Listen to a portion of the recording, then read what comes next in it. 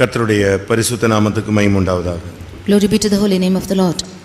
லூக்கா எழுதின சுவிசேஷம் 4ஆம் அதிகாரம் 23ஆம் வசனத்தை வாசிக்கலாம். Luke's Gospel chapter 4 verse 23.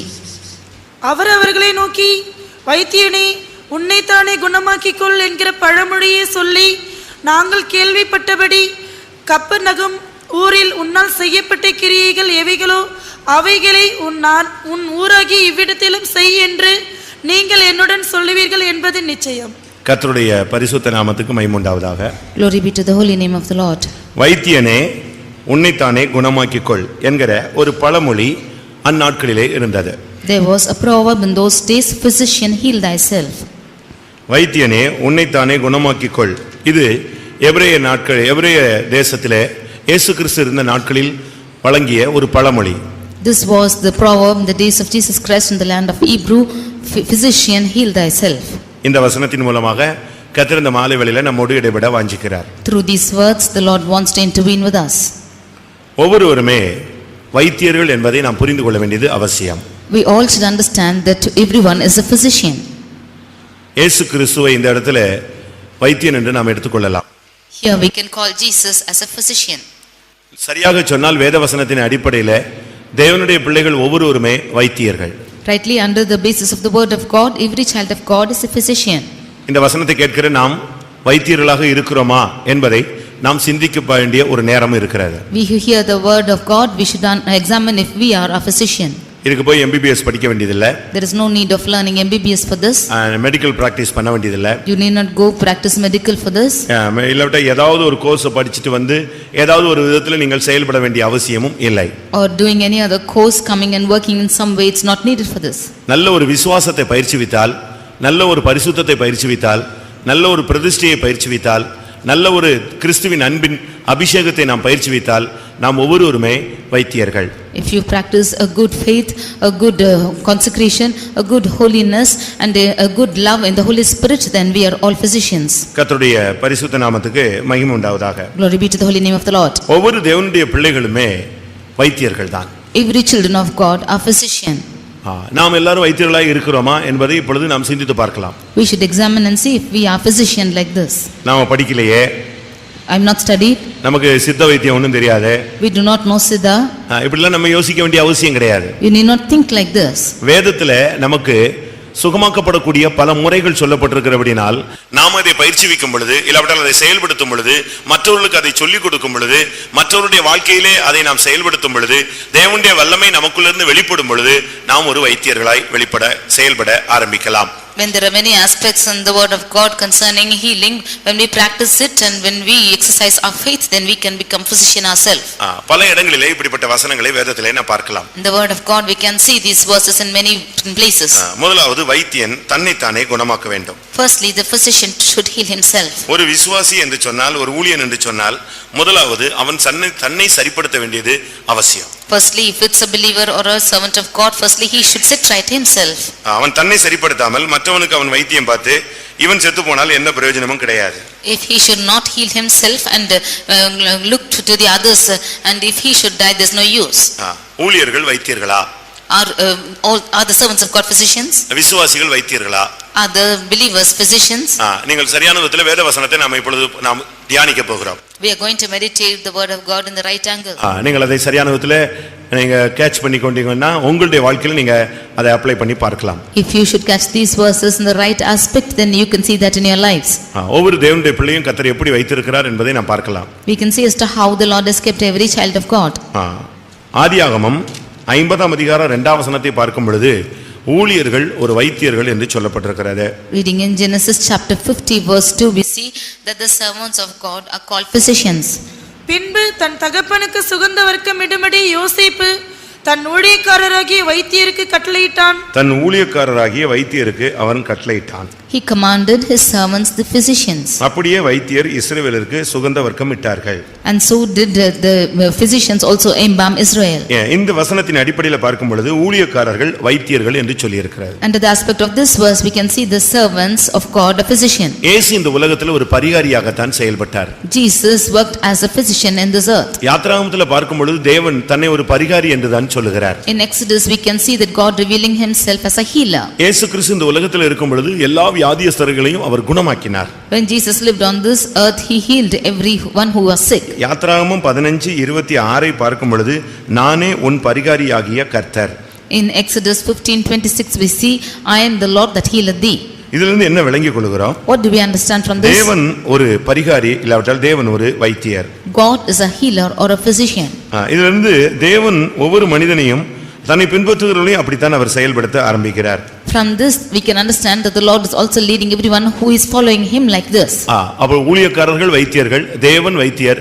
இயேசு கிறிஸ்து இந்த உலகத்தில் இருக்கும் பொழுது எத்தனையோ ஆயிரக்கணக்கான ஜனங்களை அவர் குணமாக்கினார். The servants of God are physicians, even so God is a healer, and also Jesus Christ when he lived on this earth he healed thousands of people. வேதத்திலே சில காரியங்கள் தான் எழுதப்பட்டிருக்கிறது. Only few things are written in the word of God. அப்படி எல்லாவற்றையும் எழுதினால் இந்த உலகம் கொள்ளாது என்று ஒரு வசனம் சொல்லி இருக்கிறார். The word of God says that if everything is written, this whole world will not enough. வேதத்திலே நாம் பார்க்கும் பொழுது கானாவூர் கல்யாண வீட்டிலே அவர் செய்ததுதான் முதலாவது அற்புதம் என்று நாம் படிக்கிறோம். In the word of God we read that the first miracle which he did in the marriage of Cana of Galilee is the first miracle. ஆனால் எப்படி அந்த அற்புதம் செய்வார் என்று மரியாளுக்கு தெரிந்தது?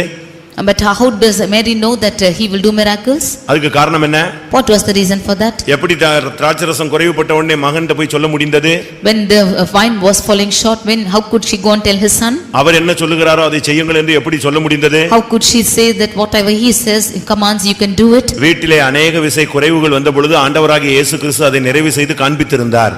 Jesus Christ has fulfilled all these before many times in his house. அதனால தான் அவளால துணிந்து போய் இயேசுவிடத்திலே அந்த அற்புதங்களை செய்ய முடியாது சொல்ல முடிந்தது. That is why bravely she could say that Jesus will do miracles.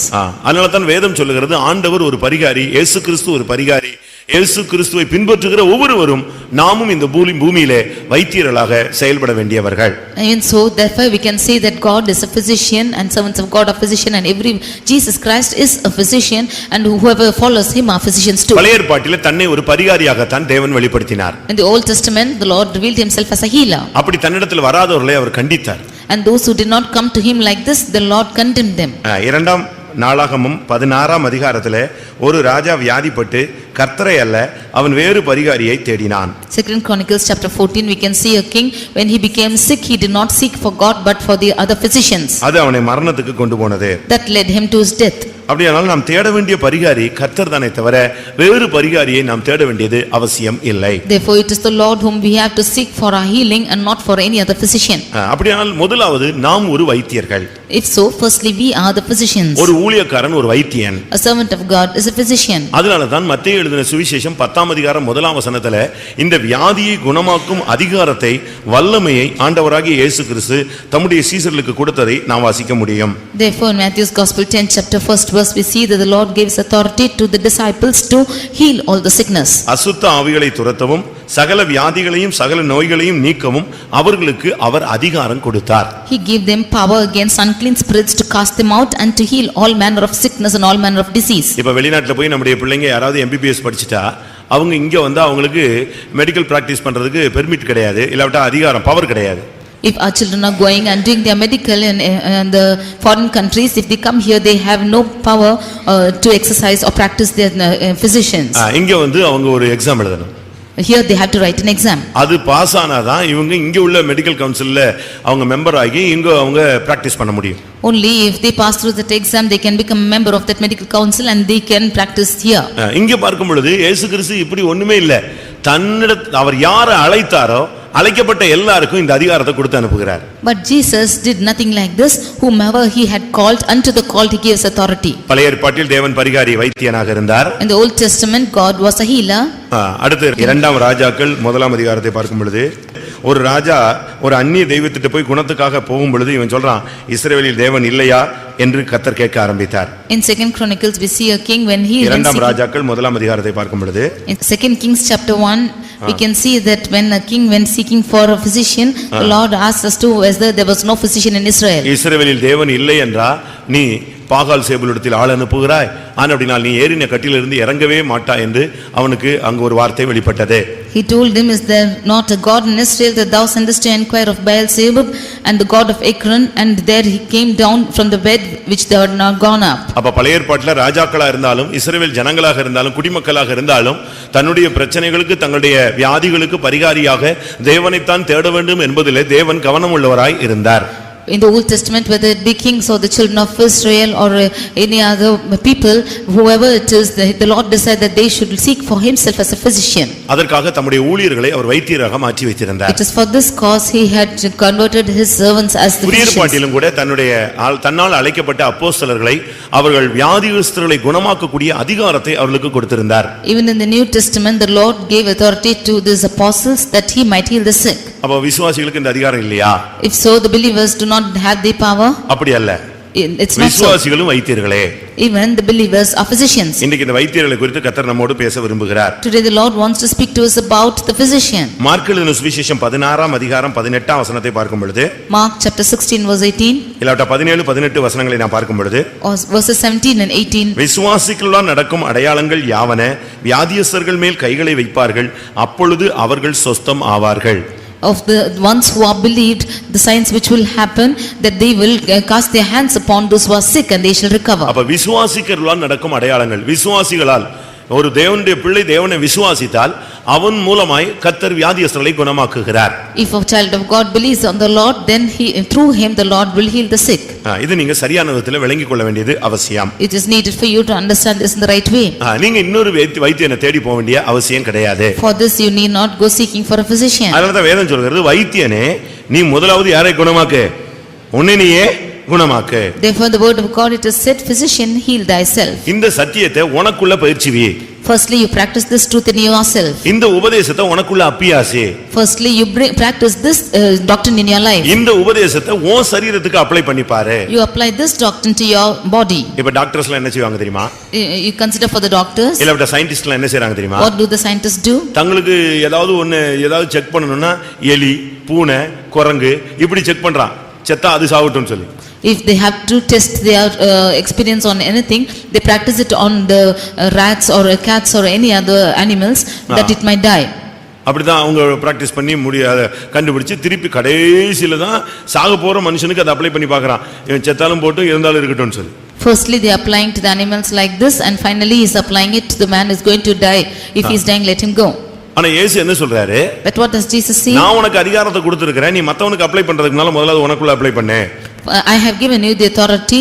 Before you should apply to the others, you apply it to yourself. ஒரு தேவனுடைய பிள்ளை என்று சொல்லுகிறவன் தேவனுடைய வல்லமையினால் நிரப்பப்பட வேண்டும், இல்லாவிட்டால் சுகமாக்கக்கூடிய அதிகாரத்தை அவன் பெற்றிருக்க வேண்டியது அவசியம். If it's a child of God, he should be filled with the power of God or filled with the power of healing. உங்களுக்கு அந்த அதிகாரம் இருக்கிறதா? Do you have this power? இல்லாவிட்டால் அந்த அதிகாரத்தை நீங்கள் பயன்படுத்தி இருக்கிறீர்களா? Or are you using this authority?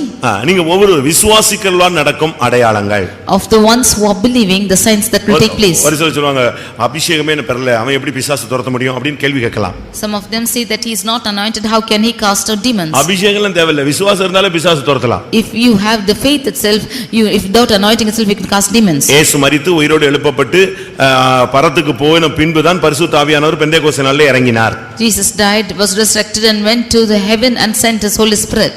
அதுக்கு முன்னால அவங்களுக்கு ஞானஸ்நானம் மட்டும் தான் இருந்தது. Before that they had only baptism.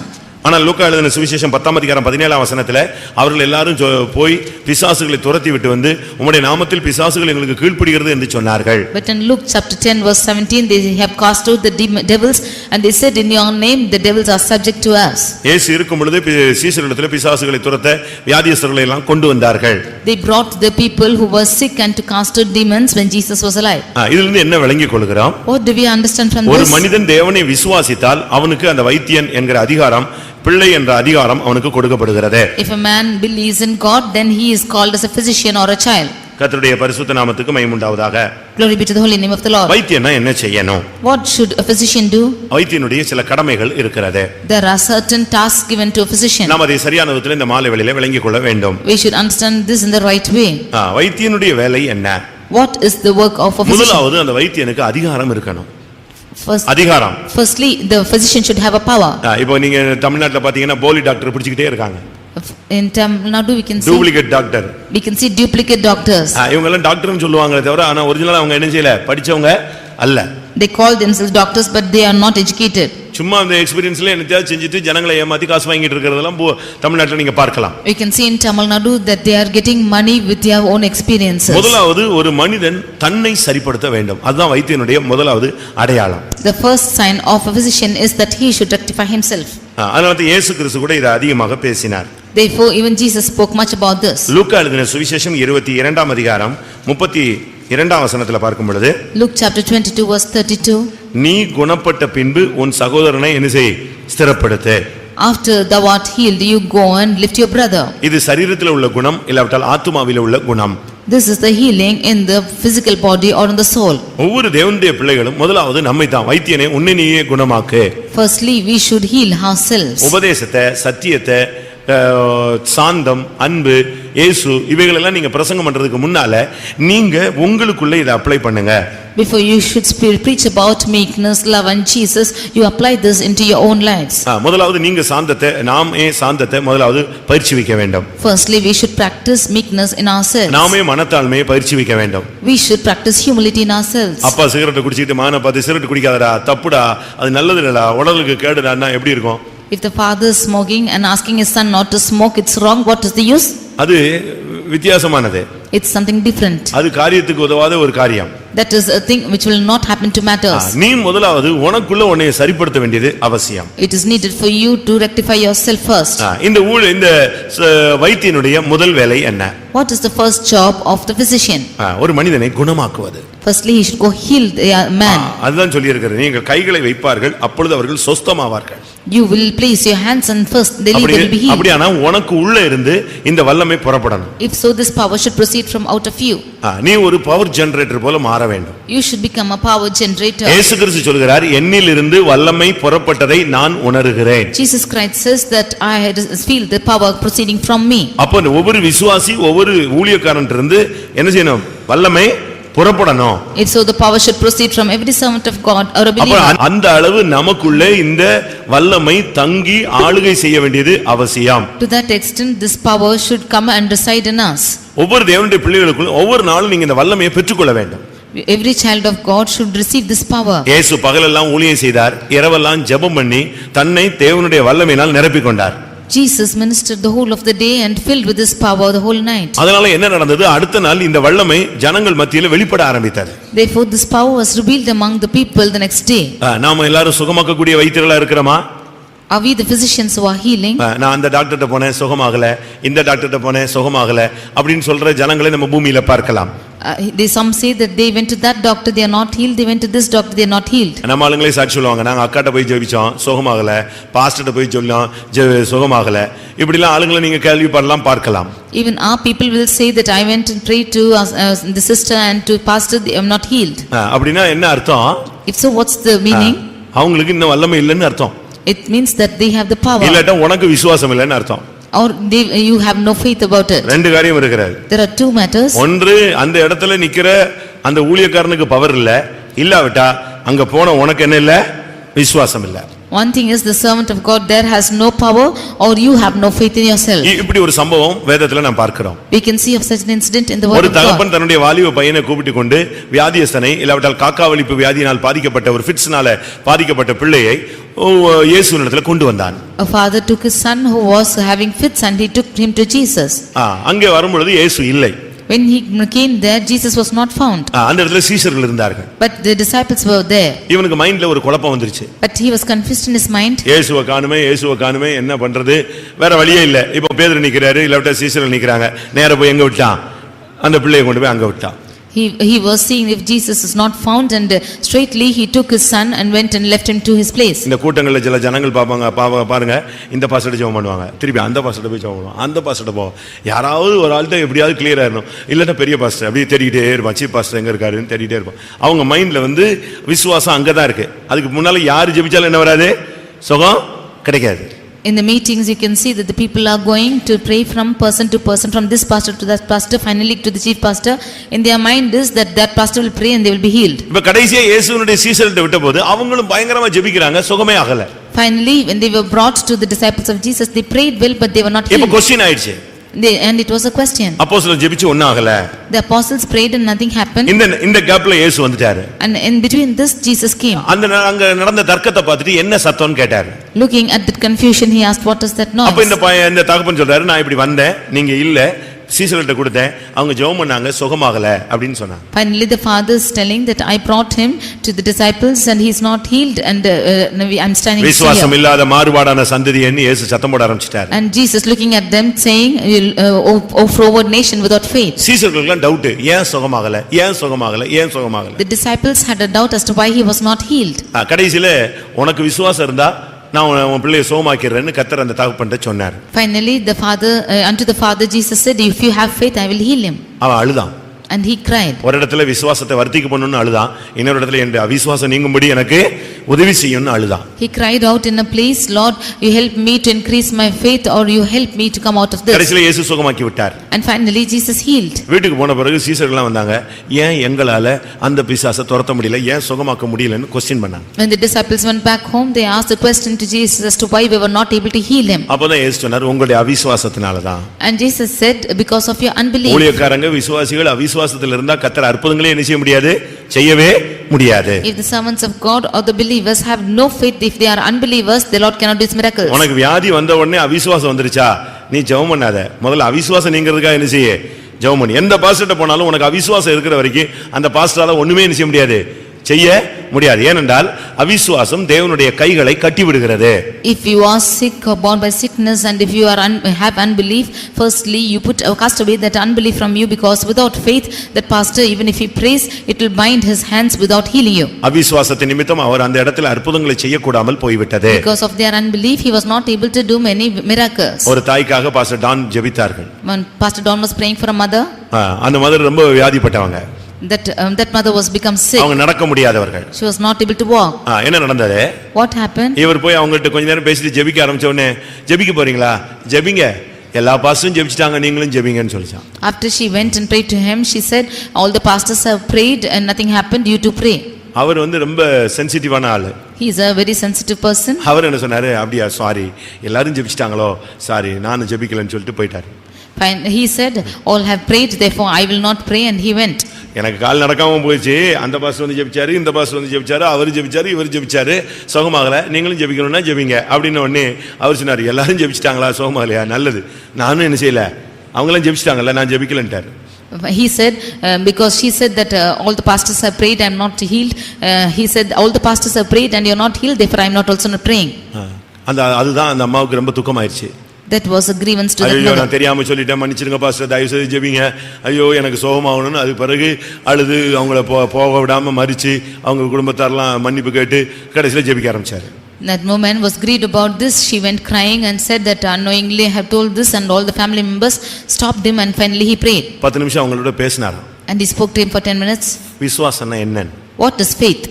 அதுக்குள்ள அந்த தாயினுடைய அவிசுவாசம் எல்லாம் போயிடுச்சு. And between this, the unbelief of that mother went off. விசுவாசத்தை பத்தி அவங்களுக்கு ஊட்டினார். And he inserted that, fed her with that faith. கொஞ்ச நேரம் கழிச்சு அவங்க சொன்னாங்க, இப்ப ஜெபம் பண்ணுங்க pastor. Finally she said, "Now you pray for me." அவர் ஜெபம் பண்ண உடனே அந்த அம்மாவுக்கு நடக்க முடியாத அந்த தாய் நாகர்கோவில்ல எழுந்து நடந்துட்டாங்க. That mother who was not able to walk until then, when he prayed, she began to walk. அவிசுவாசத்தோடு யார் ஜெபிச்சாலும் என்ன செய்ய முடியாது, இயேசுவே ஒண்ணுமே அந்த இடத்துல செயல்பட முடியாம போய்டுவார். With unbelief, whoever prays, even Jesus cannot work there. அதனால முதலாவது நாம் சரியான விதத்துல தேவனுடைய வல்லமையை வெளிப்படுத்தக்கூடியவர்களாக இருக்க வேண்டும். Firstly, we should be the ones who are revealing the power of God in the right way. ஒரு சிலர்லாம் பாருங்க, சில டாக்டர்ஸ் எல்லாரும் கைராசியான டாக்டர்னு தேடி போவாங்க. காரணம் என்னன்னா, அவனுக்கு அந்த ஜனத்தினுடைய நிலவரத்தை புரிந்து ஹீல் பண்றக்கூடிய ஒரு சக்தி இருக்கு. Some of them will go seeking for the doctors, that they are very lucky persons because they are able to experience it in their lives. அவனுக்கு அதுல நல்ல ஒரு எக்ஸ்பீரியன்ஸ் இருக்கு. They have a good experience with it. அதுபோல நாமும் தேவனுடைய வல்லமையை பெற்று இலவசமாய் பெற்றீர்கள், இலவசமாய் கொடுத்து நமக்கு ஜனங்களை குணமாக்கக்கூடிய ஒரு சக்தியை தேவனிடத்திலிருந்து பெற்றுக்கொண்டவர்களாய் நாம் காணப்பட வேண்டும். Therefore we have received the power from God, and receiving it from the God, we should be able to give it to the people. அந்த டாக்டர்கிட்ட போனா ஐயோ செத்துல போயிடுவான் அப்படிமா. Did you go to that doctor? He will surely die, he'll say. அப்படி டாக்டரா இங்க யாரும் சபையில ஊழியக்காரங்க விசுவாசிக்க மாட்டேங்கிறாங்க. Such physicians should not be found in our church. அப்படிப்பட்ட வைத்தியர்கள் நமக்கு தேவையில்லை. We do not want such physicians. நீ கை வைத்தா சுகமாகணும். If you should lay your hands, they'll be healed. அடுத்து ஆதியாகமம் 50ஆம் அதிகாரம் 2ஆம் வசனத்துக்கு வரும்பொழுது Genesis 50th chapter verse 2. அங்கே அந்த வைத்தியர்கள் என்ன செய்தார்கள்? What did the physicians do there? என்ன செய்தார்கள்? What did they do? யோசேப்பு தன் ஊழியக்காரராகிய வைத்தியருக்கு கட்டளையிட்டான். அப்படியே வைத்தியர் இஸ்ரவேலுக்கு சுகந்த வர்க்கம் இட்டார்கள். சுகந்த வர்க்கம் இடுதல். They embalmed Israel. ஒரு வைத்தியனுடைய வேலை வந்து சுகந்த வர்க்கம் இடுதல். The work of the physician is to embalm. அப்படினா என்ன அர்த்தம்? What is the meaning of this? நார விடாமல் தடுப்பது. They preventing from stinking. ஒன்று சரீர சுகம், இரண்டாவது ஆத்தும சுகம். Firstly, healing in the body and healing in the soul. லூக்கா எழுதின சுவிசேஷத்துல நாம் பார்க்கும் பொழுது When we read in Luke's gospel, லூக்கா எழுதின சுவிசேஷத்தை பார்க்கும் பொழுது when we see in the book of Gospel of Luke, 22ஆம் அதிகாரம் 32ஆம் வசனத்துல நீ குணப்பட்ட பின்பு இது ஆத்துமாவில் உள்ள ஒரு சுகத்தை காண்பிக்கிறது. verse 22 chapter 22 verse 32 we see that after you are converted that you are healed. ஒரு வியாதியஸ்தனை ஒரு டாக்டர் பார்த்த உடனே முதலாவது அவனை என்கரேஜ் பண்ணி அவனுடைய தைரியப்படுத்தி அவனை உற்சாகப்படுத்தி ஒண்ணு இல்ல அப்படி இப்படின்னு சொல்லிட்டானாலே இந்த வியாதியஸ்தனுக்கு பாதி வியாதி சோமாயிடும். When a doctor looks at the sick person and says that there is nothing, no sickness, you will surely be healed, then the half sickness will be cured by these words. இன்ன அரை மணி நேரம் தான் இருக்கு இவன் செத்து போயிடுவான்னு சொன்னா அவன் கால் மணி நேரத்திலே செத்து போயிடுவான். If he says that in half an hour he will die within quarter an hour. நீங்க வந்து மத்தவங்கள சுகமாக்க கூடியவங்களா இருக்கணுமே தவிர சாகடிக்கிறவங்களா இருக்க கூடாது. You should be the ones who are healing the others, not making the others to die. இந்த வைத்தியனுடைய வேலை என்ன தெரியுமா? சுகந்த வர்க்கம் இடுதல். The work of this physician here is to embalm. நார விடாமல் பாதுகாக்கக்கூடிய தன்மை. It's an aspect of preventing without stinking. இன்னொரு விதத்துல சொல்லப் போனா செப்டிக் ஆகாம தடுக்கக்கூடிய ஒரு சக்தி. It's an experience of preventing without being septic.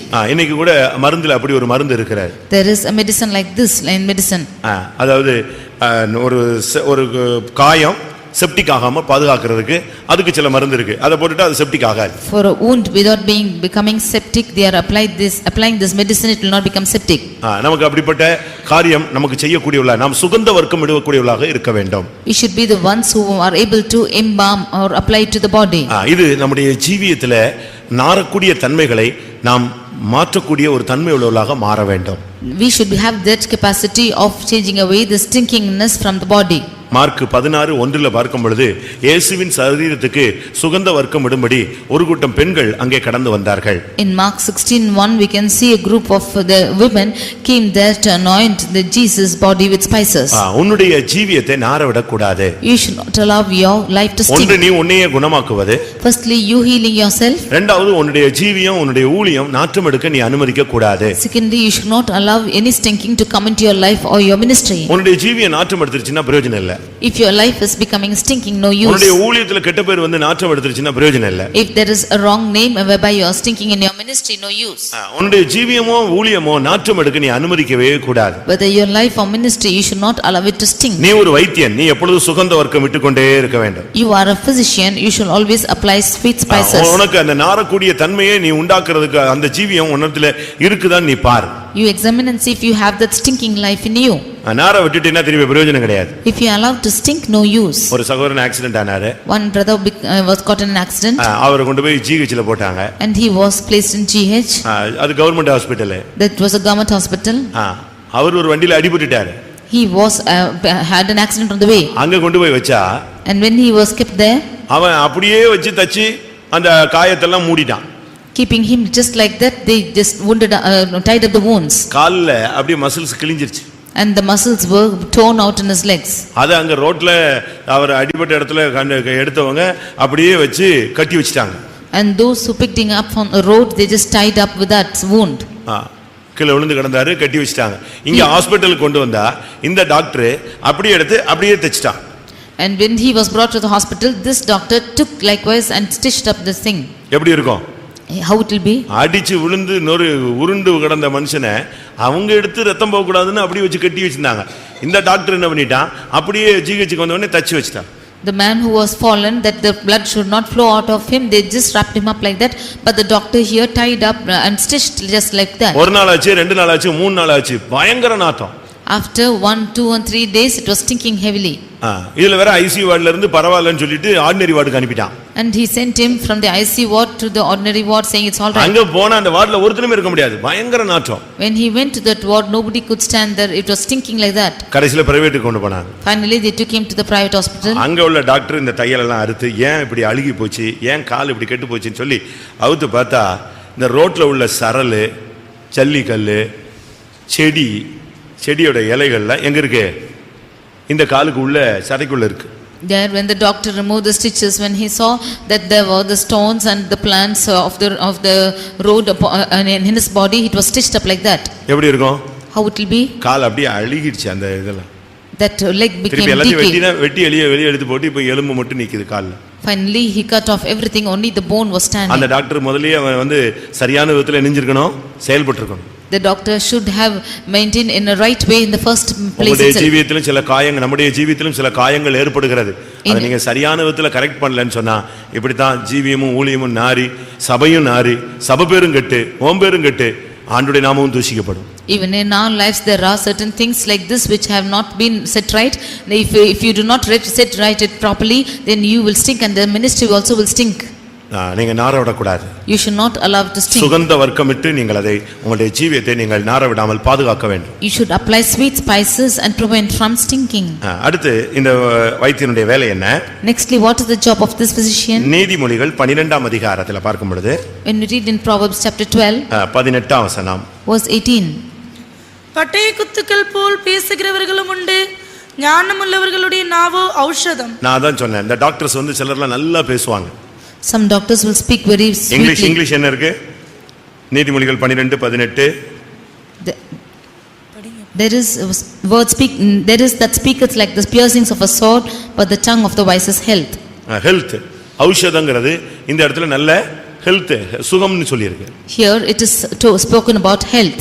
ஒரு தேவனுடைய பிள்ளையினுடைய வார்த்தை அதான், அதுவே அவனுக்கு சுகத்தை கொடுத்துரும். And the words of a child of God will bring healing to a person. சில டாக்டர்ஸ்லாம் அழகா பேசுவாங்க. Some doctors will speak well. ஆள் சாகற மாதிரி தான் இருப்பான்.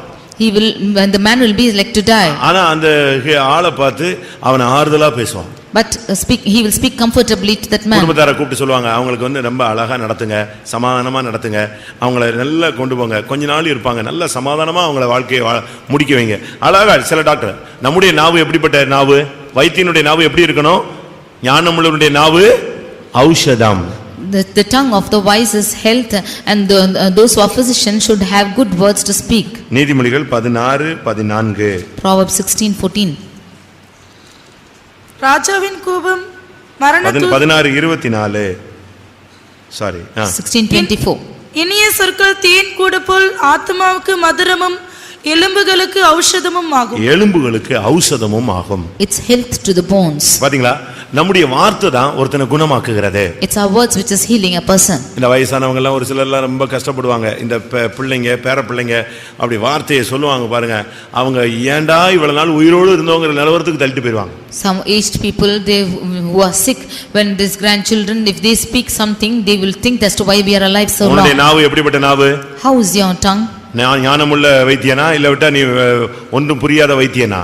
Are you a healthy physician or a wise physician or one who does not understand? இனிய சொற்கள் ஆத்மாவுக்கு மதுரமானது. Pleasant words are sweet to the soul. இனிய சொற்கள் எலும்புகளுக்கு ஔஷதமுமாகும். Pleasant words are health to the bones. நான் ஒரு கேன்சர் இன்ஸ்டிடியூட்க்கு போயிருந்தேன். I went to a cancer institute. அது ஆர்சி காரங்க நடத்துறாங்க. It was conducted by the RC people. அதாவது கேன்சர்லயே கைவிடப்பட்டவங்க எல்லாம் அங்க போறாங்க. Those who are forsaken in cancer are going there. Cancer ஹாஸ்பிடல்லயே இது முடிஞ்சிரும் அப்படினு சொன்னா அதுக்கு பிறகு பராமரிக்க ஆள் இல்லாம இருப்பாங்க இல்லையா, அப்படிப்பட்டவங்களே எடுத்து அவங்க பராமரிக்கறாங்க. When it is said that those who are forsaken by the cancer institute, they are going there for their treatment. பணமே கிடையாது. There is no money at all. அவங்களே செய்றாங்க. They themselves are doing it. ஆனா அப்படி பண்ற இடத்துல, but in such a place, அந்த வியாதியஸ்தருக்கு ஏதாவது போராட்டம் வந்துச்சுனா இந்த கேத்தலிக் சிஸ்டர்ஸ் என்ன மாதிரி ஓடுறாங்க தெரியுமா? அந்த கேபின்ல பாத்தீங்கன்னா ஓடுவாங்க, தட்ட தட்ட தட்ட மருந்து எடுக்க. ஏன்னா அந்த ஆள் சிக் ஆயிட்டான், சீரியஸ் ஆயிட்டான்னு சொல்லி. பணமே கிடையாது. அந்த அமைப்பு அவ்வளவு அருமையாக வச்சு செயல்படுறாங்க. That organization is conducted in such a way that if that patient is becoming very sick, the doctors are running to and fro for medicine and they are taking care without money. அவங்கள வந்து விசாரிக்கும்போது, when they are inquiring, அந்த doctor வந்து ஃபேமிலில ஒரு member மாதிரி வந்து பேசுறாங்க. The doctor speaks as a member of a family. அவங்கள்ட்ட இந்த வியாதியை பத்தியே பேசுறது கிடையாது. He is not speaking about the sickness அவங்க at all. ஃபேமிலியை பத்தி, அவங்களுடைய மனதை பத்தி, அவங்களுடைய வேதனைகளை பத்தி இதையே அழகா பேசி நல்லா இருங்க, சந்தோஷமா இருங்க, பரவாயில்ல, நல்லா இருக்கு, உங்களுக்கு சுகமாயிடும், இப்படி என்கரேஜாவே பேசி அவங்க பழகுனவங்க. They are just practicing like in such a way, speaking about their family, and they say there's nothing, no problem with you, you take care of yourself, and speaking sweetly to them. நீங்க உங்க புருஷன்ட்ட எப்படி பேசுறீங்க? How are you speaking to your husband? உங்க பிள்ளைகள்ட்ட எப்படி பேசுறீங்க? How do you speak to your child? உங்க மனைவிட்ட எப்படி பேசுறீங்க? How do you speak to your wife? உங்க ஜனங்கள்ட்ட எப்படி பேசுறீங்க? How are you speaking to the people? நீங்க யோசிச்சு பாருங்க, நீங்க ஒரு வைத்தியன், எப்பவுமே You are always a physician. Think and say. வைத்தியனா இருக்கீங்களா? Are you a physician? இல்லட்டா நீங்க எப்படி நீங்க குத்துறீங்களா? Or are you just living like that? இந்த ஜிஹெச்சுக்கெல்லாம் போனீங்கன்னா மெதுவாகவே செய்ய மாட்டாங்க, போட்டு சரட்டு இழுத்துருவான், அது இழுக்கிற இழுவிலேயே பாதி புண்ணு பெரிய புண்ணாயிடும். When you go and see in the GH, they will not treat properly, and by the way they are treating, that wound will become big. இவன் கத்துனானா ஏன் கத்துற? If he is shouting, he'll ask us to why you are shouting. அவன் வலிக்கு கத்துறான், ஆனா இவங்க சொல்லுவாங்க கத்தாத, அப்படின்னா போ, வெளியே போ. He is in pain, he is shouting. When he is shouting, he is asking to go out. நீங்களாம் எப்படி பிரைவேட் டாக்டரா கவர்மெண்ட் டாக்டரா? Are you private doctors or government doctors? நம்ம ஆளுங்க விசுவாசி எல்லாம் பாதி பேர் கவர்மெண்ட்ல தான் இருக்காங்கன்னு நினைக்கிறேன். Believers, I think half of them are in government. ஊழியக்காரங்களே கொஞ்சம் பேர் கவர்மெண்ட் டாக்டரா இருக்காங்க. Even some of them among you are government doctors. அப்படி தயவு செய்து நீங்க அப்படி இருக்க கூடாது. You please do not be like that. சேவை மனப்பான்மையோடு தான் நீங்க விசுவாச பாதையில போகணும். In this path of faith, you should walk with a service mind. ஒருவர் கடித்து பச்சிக்க கூடாது. You should not bite each other. உன்னுடைய வார்த்தையே ஒருத்தனை குணமாக்கிடணும். Your words should heal a person. உன்னுடைய வார்த்தையே ஒருத்தனை எழுப்பிடணும். Your words should raise a person. இயேசு வார்த்தையிலேயே மரித்தோரை எழுப்பினார். Jesus rose up people from the dead அந்த because வார்த்தை of their போயிச்சு, words. லாசரு வெளியே வந்துட்டான். By one word, the Lazarus came out. அந்த பாடையில வாலிப பையனை செத்தவனை தூக்கிட்டு போறாங்க. They're carrying up the lad in that corpse. இயேசு அந்த ஸ்திரீயுடைய கண்ணீரை பார்த்து அந்த வாலிபனை எழுப்பி விட்டார். Jesus, looking at the tear of that mother, he raised up that lad. உங்க வார்த்தையெல்லாம் எப்படி இருக்கு? How are your words? சொல்லுங்க. உங்களுடைய வார்த்தைகள் ஆபரேஷன் பண்ணுதா, ஆளை குத்தி கொன்றுதா? Is your words operating or killing a person? வார்த்தையெல்லாம் ரொம்ப கண்ட்ரோல் பண்ணணும். ரொம்ப என்னத்தையாவது இடக்க முடக்கெல்லாம் பேசிடக்கூடாது. கர்த்தர் பட்டுன்னு தூக்கிடுவார். உங்களுடைய வார்த்தையில மரணமும் இருக்கு, என்ன இருக்கு, ஜீவனும் இருக்கு. மரணம் ஜாஸ்தி ஆச்சுன்னா உனக்கு தான் மரணம். In your words there are life and death. We should be careful with your words. ஒருத்தனை துக்கப்படுத்திட்டேன்னா நீ உடனே போய் மன்னிப்பு கேட்கணும். If you are grieving a person by your words, you go and ask pardon. உன்னுடைய வார்த்தையில ஒருத்தன் காயப்பட்டானா உடனே அந்த காயத்தை நீ தான் என்ன செய்யணும், ஆற்றணும். அப்படித்தான் சொல்லி இருக்கு.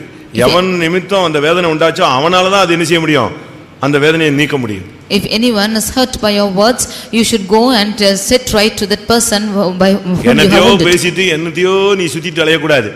உன் காலங்கள்லாம் கர்த்தருடைய கரத்துல இருக்கு, பட்டுன்னு பிடிங்கிடுவாரு வேரோட. You should not speak anything and roam about as you wish, because your times are in the hands of the Lord. வார்த்தை ரொம்ப கவனமா இருக்கணும். You should be careful with your words. உன்னுடைய வார்த்தைகள் ஒருத்தனை குணமாக்கணுமே தவிர ஒருவனுடைய மரணத்துக்கு காரணமா இருக்கக்கூடாது. Your words should heal a person and should not be a cause to his death. ஏசாயா 1:6 Isaiah chapter 1 verse 6. வைத்தியனுடைய வேலை என்ன தெரியுமா? What is the name or work of the physician? சுத்தமாக்கக்கூடிய வேலை. He is to clean the wounds. இங்க என்ன நடந்துச்சு? சுத்தமே ஆகல. Here it was not cleaned at all. ஏன்னா அது வைத்தியன்ட்டே போகல. Because it did not go to the physician. உள்ளங்கால் தொடங்கி உச்சந்தலை மட்டும் அதிலே சுகமில்லை, அதில் காயம், வீக்கம், நொதிக்கிற ரணம் இருக்கிறது. From the head even unto the foot, it's full of purifying sores and it's not healed. அதில் seal பிதுக்கப்படவில்லை, கட்டப்படவில்லை, எண்ணெயினால் ஆற்றப்படவில்லை. The wounds are not being bound and it's not tied up, nor is it anointed. இந்த seal உள்ள இருந்து septic ஆகி போயிட்டே இருக்கும். This thing within itself is just going on and becoming septic. இந்த சலம் வைக்கிறத சீல் வைக்கிறதுல ரெண்டு இருக்கு. The purifying sores are in two types. ஒன்னு சாதாரண சீல் வச்சு அதை சுத்தம் பண்ணா சுகமாயிடும். One is becoming sores, and if it is cleaned it will become all right. இந்த கேங்க்ரீன் சொல்லுவாங்க. And when one thing is ganglion, அது அப்படி அல்ல. it's not so. அது ஃபார்ம் ஆயிருச்சுனா சீக்கிரமா ஆளை கொன்றும். If it is formed, it will soon put off a person. அதனால தான் டாக்டர் உடனே இந்த சில கட்டிகள் எல்லாம் பார்த்துட்டு ஐயோ பழைக்க மாட்டான்னு சொல்றதுக்கு காரணம் என்னன்னா அந்த பழுப்பு தன்மையில வித்தியாசம் இருக்கு. அது வேற விதமான அந்த காயத்தை கெடுத்து அது பாடியில லங்ஸ் வரைக்கும் போய் தட்டிரும். We can see that some doctors looking at some boils, they say that this person would not live because that pus is going on even unto the lungs. ஒரு வைத்தியனுடைய வேலை சுத்தமாக்குற வேலை. The work of a physician is to clean. நீ காயப்படுத்த கூடாது. You should not wound. வீக்கத்தை உண்டாக்க கூடாது. You should not cause it to மற்றவர்களுக்கு ரணத்தை நீ உண்டு பண்ண கூடாது. You should not cause it to bruise the others. நீ மற்றவங்களை போய் நீ வேதனைப்படுத்த கூடாது. You should not cause pain to the others. ஆனால் இந்த வைத்தியனுடைய வேலை என்ன தெரியுமா? சுத்தமாக்குதல். The work of a physician is to clean the wound. உனக்குள்ள இருக்கிற சீல் எல்லாம் நீயே பிதுக்கி எடு.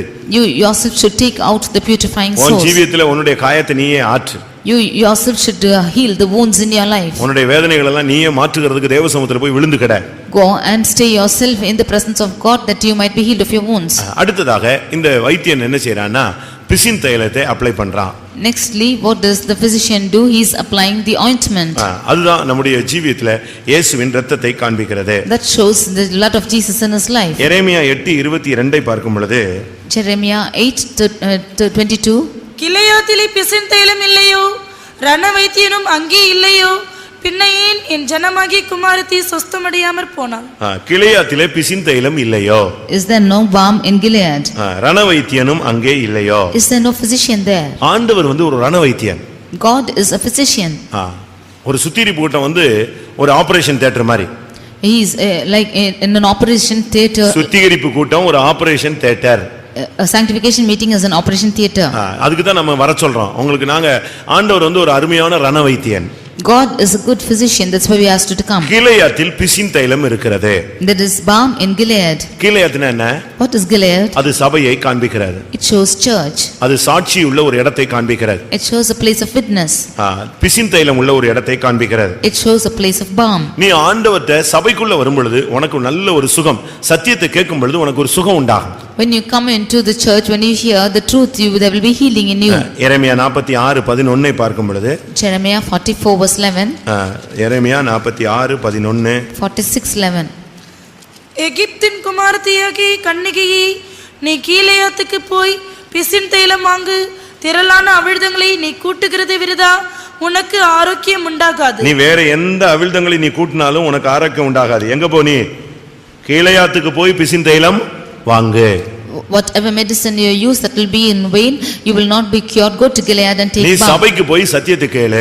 Go to church and listen the truth. சபைக்கு போய் ஆலோசனை கேளு. Go to church and ask counsel. சபையில உள்ள ஊழியக்காரனாகிய வைத்தியனை போய் நீ சந்தித்து பாரு. You go and consult the physician of the church. தேவனுடைய சமூகத்துக்கு நீ போய் உன்னை சீர்படுத்தி பாரு. You go rectify yourself in the presence of நீ God. அதை செய்யாம நீ வேற என்ன செஞ்சாலும் பிரயோஜனம் இல்ல. Leaving that, if you do anything else, no use. எரேமியா 51 பார்க்கும் பொழுது Jeremiah chapter 31 8ஆம் வசனத்துல verse 8. பாபிலோன் சடுதியில் விழுந்து தகர்ந்தது, அதற்காக அலறுங்கள், அதன் நோவை ஆற்ற பிசின் தைலம் போடுங்கள், ஒருவேளை குணமாகும். ஒருவேளை நீ பாபிலோனுக்கு ஒரு வார்த்தை சொல்லுது, நீ போய் பிசின் தைலம் வேணா போட்டு பாரு, உனக்கு சுகமாகலாம். You go to Babylon, if you are applying the balm, you might be healed. இந்த பிசின் தைலம்னா வீட்ல வச்சிருக்கீங்களா? அந்த ஆயின்மென்ட் அல்ல. வீட்ல நம்ம ஆளுங்க எல்லாத்துக்கும் வச்சிருக்காங்க. Our people are having balms in their house for everything. பேரு தான் விசுவாசி. They are only called namesake believers. அங்க போனா ஃப்ரிட்ஜுக்கு மேல இருக்குறதும் நிலையில இருக்குறதும் இதுதான். But upon the fridge and everything on the lentils are found these. எல்லாம் உடனடி மருத்துவர், சித்த வைத்தியர்கள் ரெடியா இருக்காங்க. இங்கிலீஷும் இருக்கு, எல்லாமே இருக்கு. They are reading, they are having ready medicines, English and Siddha.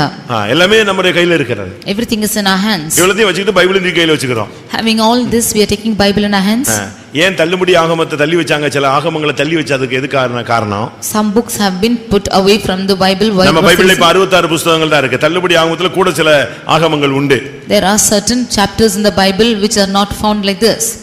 அதெல்லாம் ஏன் விட்டுட்டாங்க? வேண்டான்னு ஏன் தள்ளுபடி ஆகமன்னு அதுக்கு எனக்கு பேர் வச்சாங்க? Why it is like a castaway chapters in the Bible? நீ உன் வியாதி நேரத்துல வைத்தியனையும் தேடு, தேவனையும் தேடு.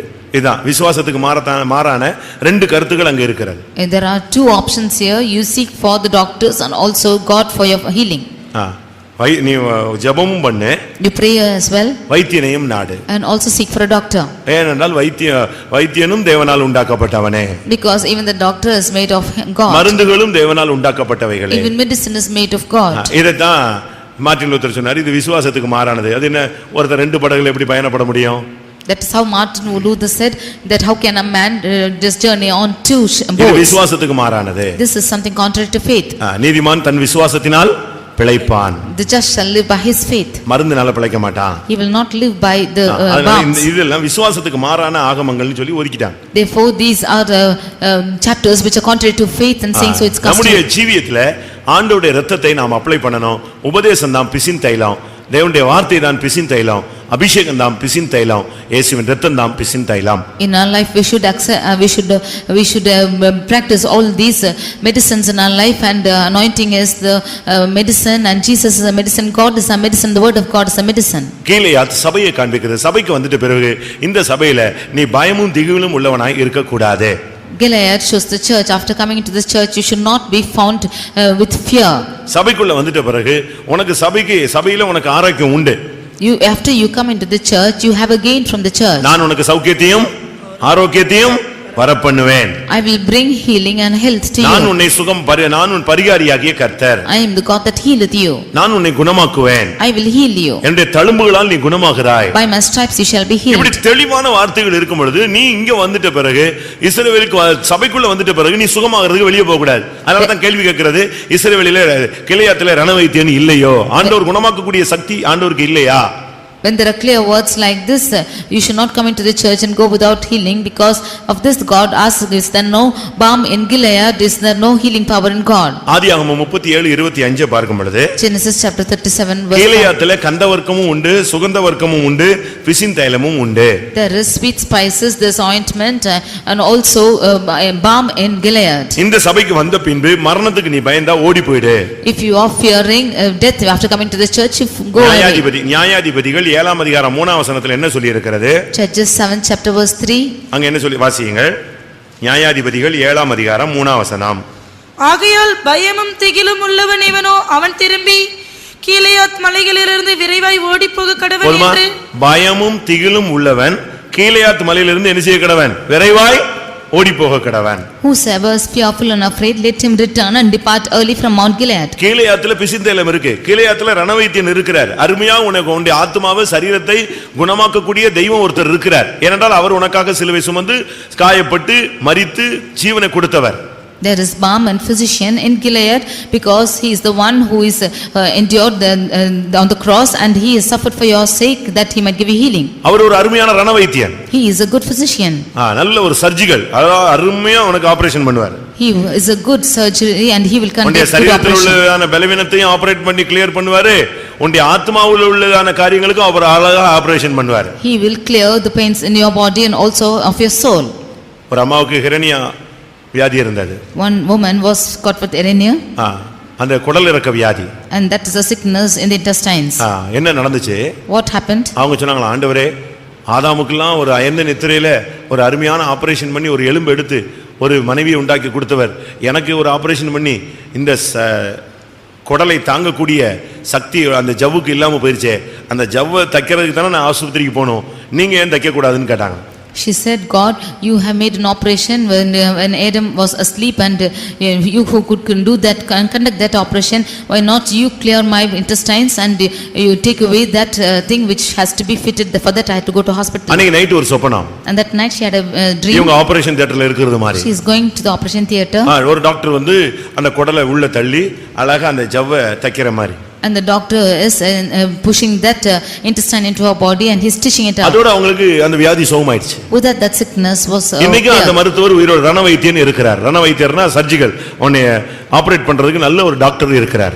Even today we have a physician who is able to operate us. தூத்துக்குடியில ஒரு சகோதரன் போர்ட்டஸ்ல வர்க் பண்றாரு.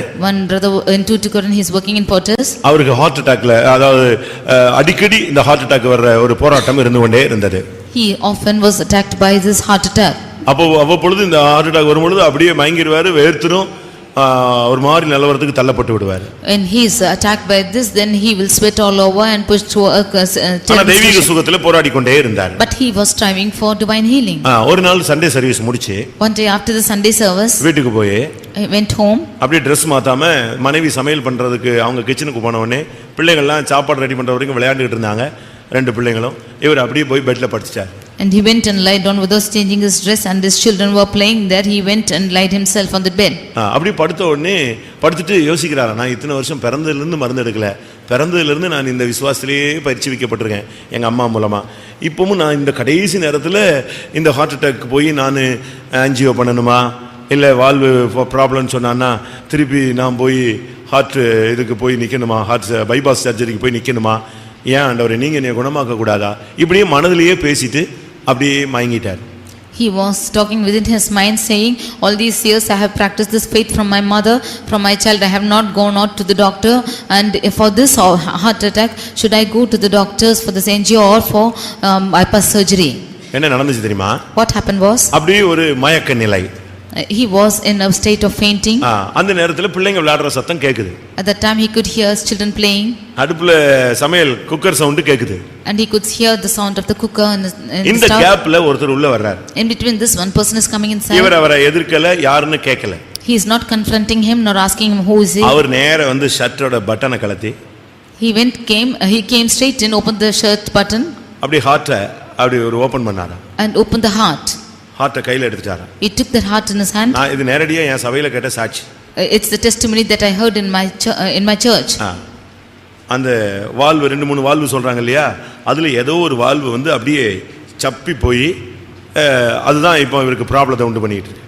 It was in that valve so that he had some problem, that it was just shut like that. இவர் பார்த்துட்டே இருக்காரு, இவர் heart யார் கையில இருக்கு? அவர் கையில இருக்கு. He saw that his heart was in his hands. அத அப்படியே நம்ம இந்த ஸ்ட்ரா ஏதாவது சப்பிக்கிச்சுன்னா நம்ம என்ன செய்வோம், அதை கிளியர் பண்ணுவோம் இல்லையா, அதே மாதிரி அழகாக ரொட்டேட் பண்ணி கரெக்டா அதனுடைய லெவலுக்கு கொண்டு வந்துட்டார். As we are clearing the straws, even he rotated it and he brought it to its level. அப்படியே உள்ள வச்சு ஷர்ட் பட்டன் போட்டார். He placed it inside and put on the shirt button. ஏங்க சாப்பிட எழும்புங்கன்னு எழுப்பிட்டாங்க. யாரு? வைஃப் வந்து எழுப்பிச்சு. And the wife came and woke him to eat. அவர் ஷாக் ஆன மாதிரி எழும்பிட்டாரு. And he woke in a shock. இவர் ஷாக் ஆன உடனே அது பயந்துச்சு, மறுபடியும் ஏதாவது ஸ்ட்ரோக்கு வந்துருச்சோன்னு சொல்லி. And she was afraid that again a stroke has come. அப்படி அல்ல. It was not so. கர்த்தர் இன்னைக்கு குணமாக்கிட்டார். And the Lord healed him. இன்னைக்கு அவர் ரண வைத்தியனாக இருக்கிறார். Even today the Lord is a physician. நல்ல அருமையா ஆபரேட் பண்ணுவாரு. He will operate well. நீங்க அவர்ட்ட போணும். You should go to him. நீங்க 2-3 மனதோடு நீங்க சுத்திட்டு இருக்க கூடாது. You should not walk away with கிளையத்திலே பிசின்தைலம் இல்லையோ, ரணவைத்தியன் இல்லையோ, பின்ன ஏன் என் ஜனமாகிய குமாரத்தி சொஸ்தமடையாமல் போனாள்? Is there no balm or physician in Gilead? Then why is my daughter not healed? நீ ஒரு வைத்தியன். You are a physician. தேவன் ஒரு வைத்தியர். God is a physician. இயேசு ஒரு வைத்தியர். Jesus is a physician. பரிசுத்த ஆவியானவர் ஒரு வைத்தியர். Holy Spirit is a physician. பரிசுத்த ஆவியானவர் எக்ஸ்ட்ரா ஆர்டினரி பவர். அதாவது அவன் வியாதியில செத்துட்டா கூட கிறிஸ்துவை மரித்தோரிலிருந்து எழுப்பின ஆவி உங்களில் வாசமா இருந்தால் சாவுக்கு ஏதுவான சரீரங்களை உயிர்ப்பிப்பார். Holy Spirit has extraordinary power that even if he is dead of his sickness, he can quicken the ones who are dead, has the resurrecting power and he will quicken. ஒரு குட்டி பையனுக்கு cancer. One small boy had cancer. இன்னைக்கு காலையில அவன் செத்துட்டான்னு சொன்னாங்க. And they said today he is dead. பாடி எல்லாம் blue ஆயிடுச்சு. The body became blue. செத்துட்டான்னு. He was dead. சாயங்காலம் 3 மணிக்கு சொல்றாங்க பாடி ஹீட் ஆயிடுச்சு. At பாடி அழுகிடுச்சு, நான் ஒரு மாதிரி போயிடுச்சு, ப்ளூ ஆயிடுச்சுன்னு சொன்னாங்க. சாயங்காலம் 3 மணிக்கு இல்ல, பாடி ஹீட் ஆயிடுச்சு. They who said that his body became blue at evening 3 o'clock, he said that the body was heated. அவங்க எல்லாம் இப்ப ஜெபிச்சிட்டு இருப்பாங்கன்னு நினைக்கிறேன். I think they are all praying. பயங்கரமா போராடிட்டு இருக்காங்க. அந்த ஊரே கிடந்து கத்திட்டு இருக்குது. That whole of the place were praying. எழுப்பிடணும்னு சொல்லி. That God should raise him. மரணத்தோடு அவங்க அபிஷேகத்துல எதிர்த்து நிக்கிறாங்க. They are resisting in their anointing against death. சபைக்குள்ள வரும் பொழுது உனக்கு ஒரு விடுதலை. When you go to the church, you are healed. தேவன் பரிகாரி, இயேசு பிதா பரிகாரியாக தேவன், குமாரன் உன்னை குணமாக்கக்கூடிய வல்லமையுள்ளவர், ஆவியானவரும் உன்னை குணமாக்கக்கூடியவர். God is a physician, even so the Son will heal and the Holy Spirit also will heal. ஒவ்வொரு ஊழியக்காரனும் வைத்தியன், ஒவ்வொரு விசுவாசியும் வைத்தியன். புதிதா வந்தாலும் இயேசுவின் வசனத்தை நீ விசுவாசித்தால் உன் மூலமாய் தேவன் அவனை மற்றவர்களை குணமாக்கக்கூடிய சக்தியை வெளிப்படுத்துவார். Every believer or a servant of God is a physician too, and even if you are a newcomer, if you believer on the Lord Jesus, the Lord will make healing to you. நீதிமொழிகள் 17:22 பார்க்கும்போது Proverbs 17:22 மனமகிழ்ச்சியே நல்ல ஔஷதம். A merry heart good medicine. மனமகிழ்ச்சி நல்ல ஔஷதம். English நீதிமொழிகள் 17:12 எத்தனை? 22. A merry heart doeth like good medicine. Good medicine. மனமகிழ்ச்சி வந்து நல்ல ஒரு மருந்து. A merry heart is like good medicine. நீ வந்து நீ வந்து சந்தோஷமா இருந்தாலே போதும், உன்னுடைய வாழ்க்கையில அதுதான் மருந்து, உனக்கு வியாதியே வராது. If you are happy, then you will, it's a medicine, you will not become sick. மூஞ்சி தூக்கி போட்டுட்டே முகவாடலாவே முகநாடி வேறுபட்டே சுத்தாத. You do not walk about with a drowsy face. கப்பல் கவுந்த மாதிரியே சுத்திட்டு இருப்பாங்க. Some of them will wander like the ship is being drowned. ஒரு சின்ன காரியனாலும் அப்படியே சோர்ந்து விடாய்த்து வியாதியஸ்தராய் படுத்துக்கிறது ஒரு 3 நாளுக்கு. Even for a small thing you becoming weary and faint and என்ன ஆனாலும் சரி, நான் கர்த்தருக்குள் மகிழ்ச்சியா இருப்பேன். Whatever might happen, I will be cheerful in the Lord. என்ன வந்தாலும் சரி. Whatever might happen. மந்தையில முதல்ல ஒண்ணுமே இல்லாம போனாலும், ஒண்ணுமே பலன் கொடுக்காம போனாலும், ஒண்ணுமே இல்ல ரிசல்ட் வந்து ஒண்ணுமே இல்ல. ஆனா உனக்குள்ள என்ன இருக்கணும்? நான் கர்த்தருக்குள் மகிழ்ச்சியா இருப்பேன், என் தேவனுக்குள் நான் களி கூறுவேன். அதுதான் உனக்கு மருந்து. Even if there's nothing in the flock, even if nothing is there for you, you should be cheerful in the Lord. That is your health. உன்கிட்ட அந்த மருந்து, வைத்தியனே உன்கிட்ட அந்த மருந்து இருக்கா? Do you have this medicine? யோசிச்சு பாருங்க. Just think and see. வைத்தியர்களாகிய உங்களிடத்துல என்னிடத்துல அந்த மருந்து இருக்கா? You who are physicians, do you have this medicine in you? சில டாக்டர்ட்ட போனீங்கன்னா அந்த ப்ளூ மருந்து வச்சிருப்பான். என்னத்துக்கு போனாலும் அந்த ப்ளூ மருந்து ஊத்தி விட்டுருவான். Some of them will have a blue medicine and the doctors will pour out for everything that same medicine. எல்லா ஸ்கூல்லயும் ஒரு டிஞ்சர் வச்சிருப்பான். என்னத்தை அடிபட்டு பையன் தலகுப்பற விழுந்து வந்தாலும் அதை போட்டு விட்டுருவான். அவன் ஏற்கனவே கத்திட்டு வருவான், இதை போட்ட உடனே இன்னும் கத்துவான். In all schools they will have tincture, and when one person is wounded they will apply this and he will shout the more. நம்ம அப்படி இருக்க கூடாது. We should not be like that. உனக்குள்ள ஒரு மருந்து இருக்கு. என்ன மருந்து? You have a medicine within you. மன மகிழ்ச்சியே நல்ல ஒரு மருந்து. A merry heart is like a good medicine. வேற ஒரு மருந்து தேவையே கிடையாது. No other medicine is needed for you. ஒரு சின்ன காரியம் வந்த உடனே சோர்ந்து விடாய்த்து பின்வாங்கி ஓடி போய் பைபிளை கீழ போட்டு அப்படியே கூட்டத்துக்கு வந்தாலும் 4 தூணுக்கு பின்னால 7 தூணுக்கு பின்னால போய் உட்கார வேண்டிய அவசியம் கிடையாது. When a small matter comes, it's not needed for you to throw away your Bible and leave all your joyfulness, and when even if you come for the meeting, மன மகிழ்ச்சி, சந்தோஷமா இரு. You be merry. மறுபடியும் சொல்லுகிறேன், கர்த்தருக்குள் சந்தோஷமா இருங்கள் தான் இயேசு சொன்னார். Again I say, you rejoice in the Lord. சில வைத்தியர்கள் இருக்காங்க. Some what doctors are there? அவங்க எப்படிப்பட்ட வைத்தியர்கள் தெரியுமா? What physicians are they? நல்லவனை போய் குழப்பிக்கிட்டே இருப்பான். They will go and confuse a good person. பிணியாளிக்கு தான் வைத்தியம் தேவை, யாருக்கு வைத்தியம் தேவையில்ல. Only for those சுகமா இருக்கிறவனுக்கு என்ன கிடையாது, தேவையில்லை. There is no need for a physician for a good person. மத்தேயு 9:12 சொல்லி இருக்கிறது, பிணியாளிக்கு தான் வைத்தியம் தேவை. Matthew 9:12 it is said, it's for the sick person you need a physician. பிணியாளிகளுக்கு தான் நீங்க வைத்தியனா செயல்படணும். நல்லவனை போட்டு குழப்பிட்டு இருக்க கூடாது. It is for a sick person you need to serve and not a good person. நீங்க பிணியாளிகளுக்கு வைத்தியனா இல்ல விட்டா நல்லா இருக்கிறவனுக்கு போய் வைத்தியம் பண்ணிட்டு இருக்கீங்களா? Or you a physician to the one who are healed or those who are whole? யோபு 13:4 ஒரு வைத்தியன் இருக்கிறான். In Job 13:14 there is நீங்க எந்த வைத்தியர்கள்னு இப்ப செக் பண்ணணும். You check as to what physician are you. நீதி நான் முதலாவது சொன்ன மத்தேயு 9:12 அது பிணியாளிகளுக்குள்ள வைத்தியன். இரண்டாவது வைத்தியன் யாரு? யோபு 13:4 நீங்கள் பொய்யை பிணைக்கிறவர்கள், நீங்கள் எல்லாரும் காரியத்துக்கு உதவாத வைத்தியர்கள். காரியத்துக்கே உதவாத வைத்தியர்கள். திருப்பி என்னத்துக்கு இவன் வைத்தியனா இருக்கிறான்? Ye are physicians of no value. What is he a physician for? காரியத்துக்கு உதவாத வைத்தியர்கள். They are physicians of no value. முதலாவது பிணியாளிகளை கவனிக்காம இருக்கிற வைத்தியன் இருக்கிறான். Firstly, the physicians who are not looking on the sick. பாதிக்கப்பட்ட ஜனங்களுக்கு நீங்க உதவி செய்யணும். You should help the sick people. நல்லா இருக்கிறவனுக்கு போய் நீ செக்அப் பண்ணிட்டு இருக்க வேண்டிய அவசியம் கிடையாது. There's no need for you to check those who are in good need. நீ பாதிக்கப்பட்டவன்ட்ட போய் ஆறுதல் சொல்லு, பாதிக்கப்பட்டவனுக்கு உதவி செய். நல்லா இருக்கிறவனுக்கு உதவி செஞ்சு என்ன பிரயோஜனம்? What is the use of you going and helping those who are in good health? You go சாப்பாடு இல்லாதவனுக்கு சாப்பாடு கொடு, சாப்பாடு இருக்கிறவனுக்கு இன்னொரு பிளேட்டை கொண்டு போய் கொடுத்து என்ன பிரயோஜனம்? You go give food to the ones who are don't having food, and what's the use for you to feed the ones who are having food? யோபுவினுடைய நண்பர்களை குறித்து தான் சொல்லி இருக்கு, காரியத்துக்கு உதவாத வைத்தியர்கள். The friends of Job are called as physicians of no value. அவங்க எல்லாம் காரியத்துக்கு உதவாதங்க, ஒரே பிரசங்கம் தான் பண்ணானே தவிர ஒருத்தனுக்கும் செயல் இல்லாத வாழ்ங்க. They will only preach but have no work in them. லொடலொடன் பேசிட்டே இருப்பான். They will keep on speaking. பேசி பேசி பேசி பேசி பேசி அந்த உத்தமனை போட்டு உயிரை வாங்கிட்டானுங்க. They kept speaking and made vain in the one who was upright. சில வீடுகளில் இந்த மனைவிமாருக்கு இந்த ஆவி இருக்கு, காரியத்துக்கு உதவாத வைத்தியர்களா. Some of them the wives are having the spirit as the physicians of no value. பேசிட்டே இருப்பாங்க, அதனால தான் தூக்கத்துல கூட பேச ஆரம்பிச்சறாங்க. They will keep on speaking in for good things. அவங்க வாட்டுக்கு இந்த சிம்சோனுடைய வைஃப் இருக்கா, அது ஒரு ஆவி. சிம்சோன் வைஃப் அல்ல, சிம்சோன் போய் படுத்திருந்த ஒரு வீட்டுல ஒரு பெண் இருந்தா, அவ இவனை போட்டு அலட்டிக்கிட்டே இருப்பா. 24 hours அவளுக்கு அதே மைண்ட் தான் ஓடிட்டே இருக்கும். Samson went and lied in one house that was a woman there. She kept on tormenting him for 24 hours. Christmas வர்றதுக்கு 7 மாசத்துக்கு முன்னாலேயே Dress வாங்கணும்பாங்க ஒரு சிலர். Even before 7 கேட்டா months. இப்பமே சொன்னாதான் அவருக்கு ஞாபகத்துல வருமா? 7 months before Christmas they will ask for dress because they should remind him even now. என்ன ஆவி பூந்துருச்சு பாத்தீங்களா? See what spirit has gone into them.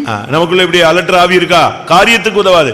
இந்த 3 நண்பர்களும் வந்து பேசி பேசி பேசி அருமையான உத்தமனை புலம்ப வச்சிட்டானுங்க. These 3 friends came and kept on speaking, and they made him to lament who was an upright person. சில வீட்ல புருஷன்மாருக்கு இந்த காரியத்துக்கு உதவாத வைத்திய ஆவி வந்துரும். Some of their husbands are like physicians of no value. போட்டு வீட்ல எப்ப பார்த்தாலும் பேசிட்டே இருப்பான், பொம்பளை மாதிரி பேசிட்டே இருப்பான். They will keep on speaking as a woman in that house. இந்த ஆவியெல்லாம் நமக்கு வரக்கூடாது. காரியத்துக்கு உதவாத வைத்தியனா நீ இருக்கக்கூடாது. You should not be physicians of no value. Mark 5:26 ஒரு வைத்தியன் இருக்கிறான். In Mark 5:26 there is a physician. வருத்தப்படுத்தும் Vaithiyan. Those are physicians who are worried. அநேக வைத்தியர்களால் மிகவும் வருத்தப்பட்டு அநேக வைத்தியர்களால் அவள் வருத்தப்பட்டாள். She suffered many things of the இந்த physicians. வைத்தியன் அவளை குணமாக்கல. They did not heal her. என்ன பண்ணா? What did they do? அவளை துன்பப்படுத்தின ஒரு ஆளு.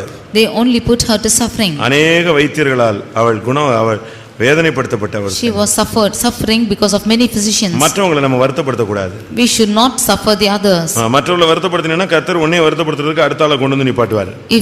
If we are grieving the others, the Lord will bring another. நீ எந்த அளவின்படி அளக்கறாயோ அந்த அளவின்படியே நீ அளக்கப்படுவாய். To the measure you meet, to that measure you will be met. அநேக வைத்தியர்களால் அந்த பெண் மிகவும் வருத்தப்பட்டாள். That woman was suffering because of many physicians. வியாதினால் வருத்தப்பட்டாள்னு சொல்லாம இப்ப எங்க போயிருச்சு? வியாதி போய் இப்ப யாருனால வருத்தப்படுறா? வைத்தியர்களால் வருத்தப்படுறா. She is not suffering because of a sickness but by many physicians. வெளியே இருக்கிற பிரச்சனை தாண்டிட்டு இப்ப வீட்ல இருக்கிற சமாதானம் இல்லாம வீட்லயே பயங்கர பிசாசா போராட்டமா இருக்கு. And not the peace outside, even the house it is tormenting and Satan is working well in the house. லூக்கா 8ஆம் அதிகாரத்துல பார்க்கும் பொழுது Luke's Gospel chapter 8. அநேக பணத்தை அவனுக்காக ஆஸ்திகள் எல்லாம் வைத்தியர்களுக்கு செலவழித்தாள். She gave Luca all 8:43. 8:43. அப்பொழுது 12 வருஷமாய் பெரும்பாடுள்ளவளாய் இருந்து தன் ஆஸ்திகளை எல்லாம் வைத்தியர்களுக்கு செலவழித்து தன் ஆஸ்திகளை எல்லாம் வைத்தியருக்கு செலவழித்தார். சில வைத்தியர் இருக்காங்க பணத்தை எல்லாம் செலவழிச்சுக்கிட்டே நீங்க 30,000 ரூபாய் கட்டுங்க, ஒரு 80,000 ரூபாய் கட்டினா ஆள் பிழைப்பாரு, இல்லைன்னா இன்னும் அரை மணி நேரத்துல செத்துருவாருமா. There are some physicians who say that you pay 30,000 or 80,000 within half an hour this person will die otherwise. அவன் சாக போவான். நீ ஃபீஸ் கட்டினாதான் நான் என்ன செய்வேன், ஆபரேட்டே பண்ணுவேன்னு சொல்லுவான். அவன் செத்துருவான் ஆபரேஷன் பண்ணலன்னா. அந்த லெவல் இருக்கு அவனுக்கு. ட்ரீட்மெண்ட் கொடுக்கறது கூட ஃபர்ஸ்ட் எய்ட் கூட பண்ண மாட்டான். கட்டுங்க 50,000 கட்டுங்கன்னு. அவன் எப்படி அதெல்லாம் யோசிக்க மாட்டான். மனிதாபிமானமே இல்லாம பணம் தான் குறிக்கோள். இப்படிப்பெல்லாம் சில குடும்பங்கள்ல இருக்காங்க. He will be on the verge to death without any humanitarian basis. He will ask for 50,000 to pay. Only then he will do that thing. And some families are found in this aspect. அதுபோல ஒரு சில சகோதரிகள் ஒரு சில சகோதரர் இருக்காங்க. பணம் பணம் பணம் செலவழிக்கணும், ஆஸ்திகள் எல்லாம் செலவழிக்கணும், அப்படிதான் எல்லாத்தையும் அழிச்சிடணும். இப்படிப்பட்ட ஆவி இருந்துச்சுன்னு சொன்னா நீ காரியத்துக்கு உதவாத ஒரு வைத்தியன், செலவழிக்கக்கூடிய வைத்தியன். Some brothers or sisters are like this to spend all their money. If they are found like this, then you are physicians of no value. நீ ஒரு வைத்தியன். You are a physician. நீ மனம் திரும்பினால் உனக்கு சுகம் உண்டாகும்.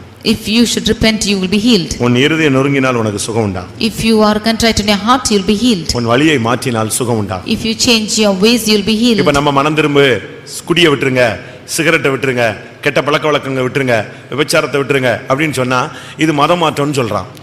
Today, if we say you leave smoking, drinking, and you leave the adultery, and then they say that we are changing, converting them to religion. நம்ம பாவத்தை விடணும்னு சொன்னா அதுக்கு பேர் என்ன சொல்றான்? மதம் மாற்றம்னு சொல்றான். If we ask them to leave sin, then they say that they are converting. இப்ப டாக்டர்ட்ட போனா அவன் என்ன சொல்றான்? சிகரெட்டே குடிக்காத அப்படிங்கறான். அது மனம் திரும்புதலா? When you go to the doctor, they say don't smoke at all. Is that இனிமே சாராயமே குடிச்சேன்னா குடல்லாம் ஓட்ட விழுந்துரும், நீ செத்து போயிடுவேன்னா அது மனம் திரும்புதலுக்கு ஒரு அது மதம் மாற்றமா? அது if you drink arak, then all your intestines will be spoiled. Is that converting religion? கெட்ட பழக்க வழக்கத்தை நிறுத்துன்னு சொல்றான். We are asking to stop bad habits. அப்போஸ்தலர் 3:20ல சொல்லிருக்கு, நீ மனம் திரும்பு, நீ சுகமாவாய். In Acts 3:20 we see you repent and you shall be healed. 147ஆம் சங்கீதம் 3ஆம் வசனத்துல இருதயம் நொறுங்குண்டால் கர்த்தர் உன்னை குணமாக்குவார். Psalm 147 verse 3, if you are having a broken heart, then the Lord will heal you. ஏசாயா 57:18 சொல்லுது, உன் வழியை மாத்து, உன் ரூட்டை மாத்து, கர்த்தர் உன்னை குணமாக்கிடுவாரு. Isaiah 57:18, you change your ways and the Lord will heal you. இந்த வேத வசனத்தின்படி நம்முடைய ஜீவியத்திலே நாம் ஒரு வைத்தியர்கள். According to the word of God, we are physicians in our life. நாம் பிரியமான வைத்தியர்களாய் மாற வேண்டும். We should become a pleasing physicians. யார் பிரியமான வைத்தியன்? Who is a pleasing physician? சொல்லுங்க.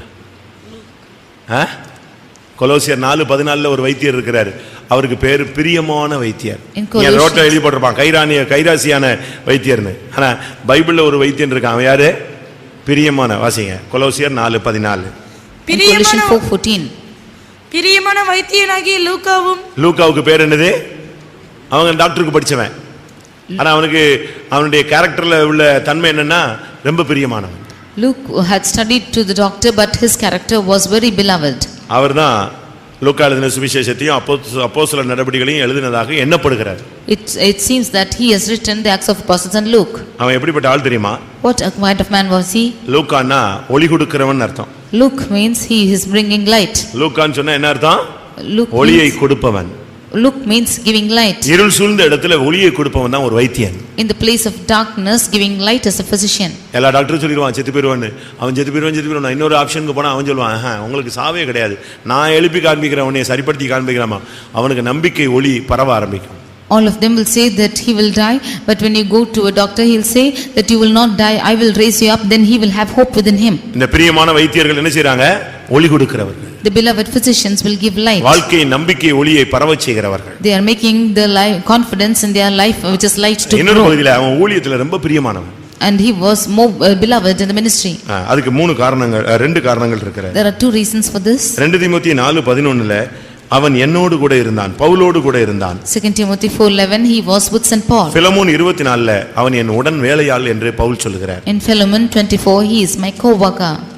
நீ கர்த்தருக்கு பிரியமானவனா இருக்கணும், பரிசுத்தவான்களுக்கு பிரியமானவனா இருக்கணும்னா பரிசுத்தவான்களோடு நிக்கணும், பரிசுத்தவான்களுடைய உடன் வேலையாளா நீ நிக்கணும். If you should be the beloved of God unto the saints, you should stand with the saints and also a co-worker with them. அதனால தான் அவர் இவனை பத்தி எழுதுறாரு, பிரியமான லூக்கா. That is why he said that he is a beloved. பிரியமான வைத்தியனாகிய லூக்கா. He is Luke who is beloved physician. அவன் என்னோடு கூட ஜெயிலிலே இருப்பான். And he will always do what he pleases. என்னோடு கூட சுவிசேஷ வேலையும் செய்வான். He will do the gospel work with me. அவன் வைத்தியன் அப்படி இப்படிலாம் சொல்லிட்டு போறது இல்ல. பவுலோட சேர்ந்து ஜெயில போனா ஜெயில போய் கிடப்பான். அவனோட உடன் ஊழியனா வேலை செய்யணும்னா வேலையை செய்வான்.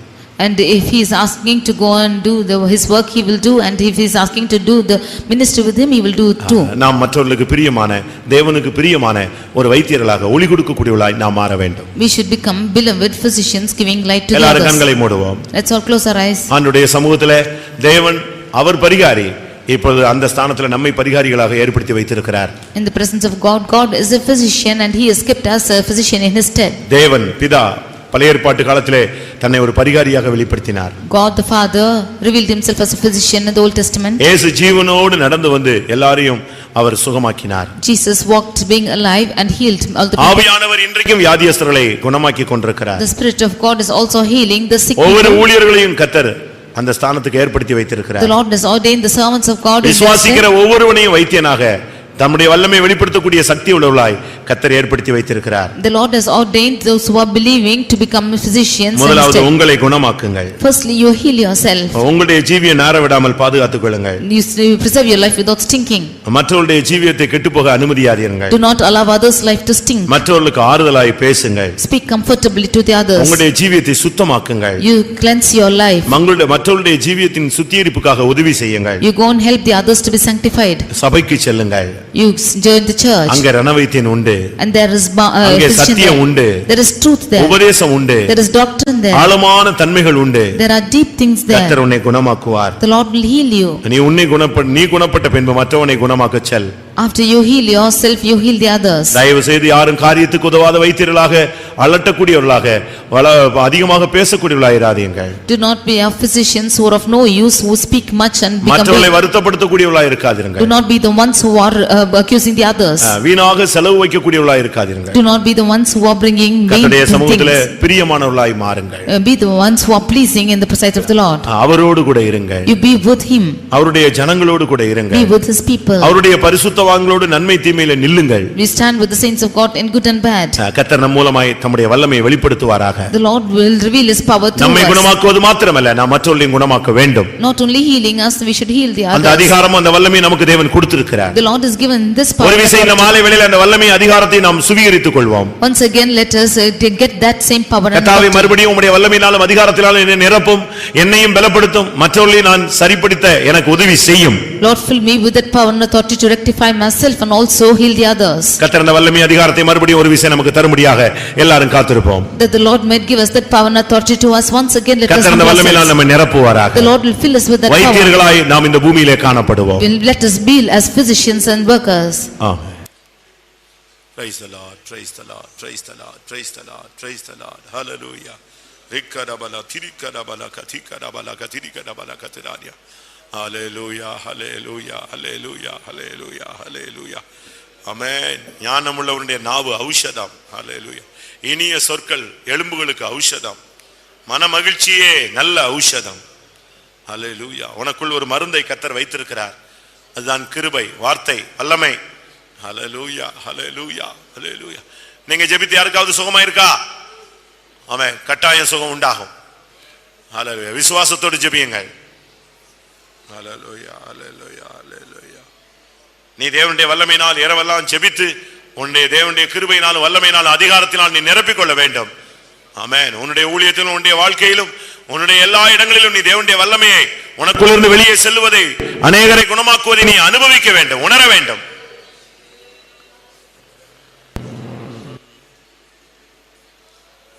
கர்த்தாவே, என் மூலமாய் உம்முடைய வல்லமையை வெளிப்படுத்துன்னு சொல்றவங்க கைகளை உயர்த்துங்கள் பார்க்கலாம். என் மூலமாய் உம்முடைய வல்லமையை வெளிப்படுத்தும் என்று சொல்லுகிறவர்கள் கரங்களை உயர்த்துங்கள். ஹல்லேலூயா. இக்கரபல கத்திரபான்யா சிக்தரபல திடா திடா திடா திடா. ஆமென், ஆமென். உங்கள் மூலமாய் கர்த்தர் பிசாசுகளை துரத்துவார். ஹல்லேலூயா. உங்கள் ஜெபங்கள் கேட்கப்பட்டு கர்த்தர் அநேகரை சுகமாக்க போகிறார், அநேகரை எழுப்ப போகிறார். இதோ அந்த வல்லமையின் கிருபையை நீங்கள் பெற்றுக்கொள்ளுங்கள். ஹல்லேலூயா. உங்கள் வாழ்க்கையிலும் மாற்றம், மற்றவருடைய வாழ்க்கையிலும் ஒரு ஆசீர்வாதம். ஆமென். அந்த வல்லமைக்காக இடம் கொடுங்கள். ஹல்லேலூயா. ஏடபாதியா ரபாகத்திரா பாதியோ திடிபிடிபிகா பக்கதபக்கத்திரா. ஹல்லேலூயா, ஹல்லேலூயா. விசுவாசத்தோடு போய் ஜெபியுங்கள். கர்த்தர் இன்னைக்கு இந்த மாலை வேளையில அவனை வைத்தியனாய் மாற்றுகிறார், அபிஷேகத்தினால் நிரப்புகிறார், வல்லமையினால் இடைகட்டுகிறார். ஆமென். அதிகாரத்தை உனக்கு புதுப்பிக்கிறார்.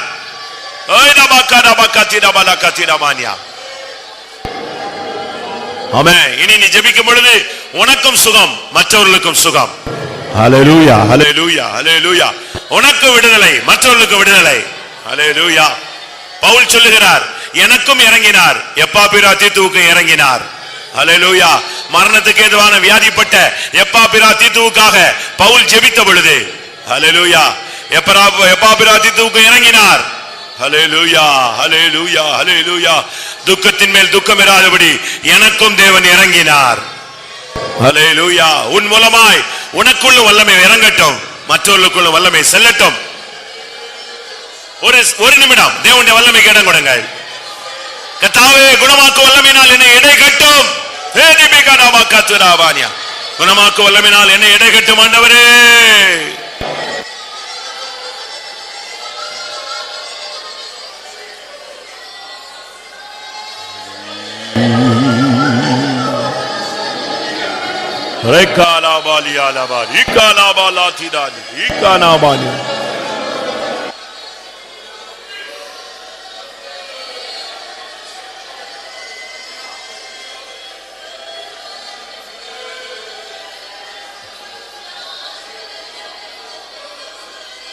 Hallelujah, hallelujah, hallelujah, hallelujah.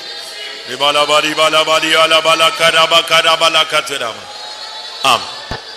தேவனுடைய வார்த்தைகளுக்காக ஸ்தோத்திரம் பண்ணுவோம். Praise the Lord, praise the Lord, praise the Lord, praise the Lord, praise the Lord.